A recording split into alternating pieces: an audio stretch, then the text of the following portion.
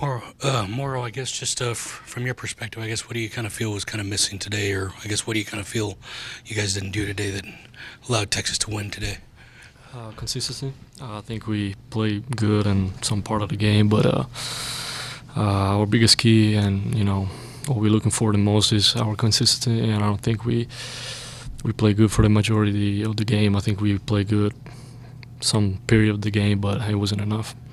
I guess in that first half, do you kind of feel like you guys kind of came out and bounced back after the effort you had against Oklahoma?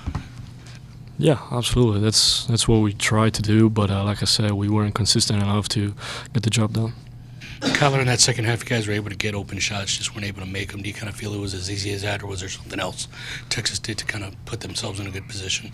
No, I mean, we had open shots. I mean, we just, majority of them didn't fall. So. So when Kevin made that three-point play, how big was that? And I guess on the other end, how tough was it to kind of see that put back there after you guys kind of clawed your way back and responded there? That was a big and one for us, and I think we had emphasis on blocking out and getting a stop down there, but we didn't get it done. Davide, it doesn't get much easier for y'all now coming up with Baylor and Kansas. How do you now refocus with maybe the two best teams in the Big 12 coming up on your schedule? Our season on the line. I feel like we gotta, come out ready. We gotta, like I said, find our consistency because I feel like now our back are against the wall and we gotta bounce back. That's the first thing we gotta focus on. Baylor is the first one, and then we got Kansas. But we gotta play 40 minutes each game, and coming up we have Baylor, and that's all we're thinking about right now.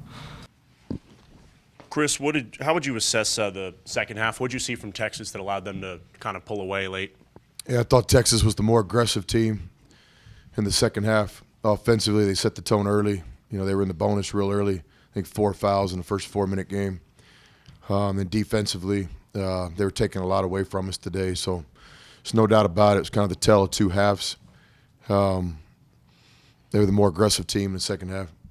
And obviously, I know you're going to watch film later, but based on the eye test of that game, anything that stuck out that y'all are going to work on before heading over to Baylor or Kansas?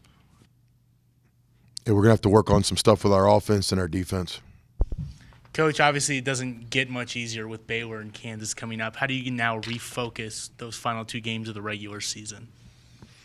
Well, to me, it's not refocus. I mean, we've been focused since the first day of practice. It's just stay in the course.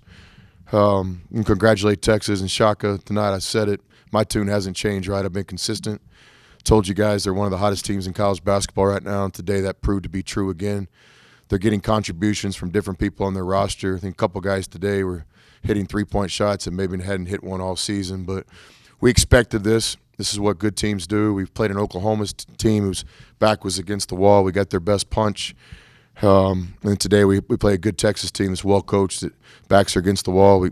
We take their best punch, and they knocked us out with it. So we've just got to stay the course and understand, this is what March basketball is, each game. And I thought, our effort is there. It's not like our guys show up not wanting to win today.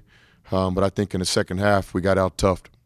You agree with Davide's sentiment that your last two games, your season's on the line, backs are against the wall? And that's the way I've always felt from the first game to the last game. If you're a competitor, then that's the way you always feel. You talked about Andrew Jones. Everyone knows kind of what happened off the court with him.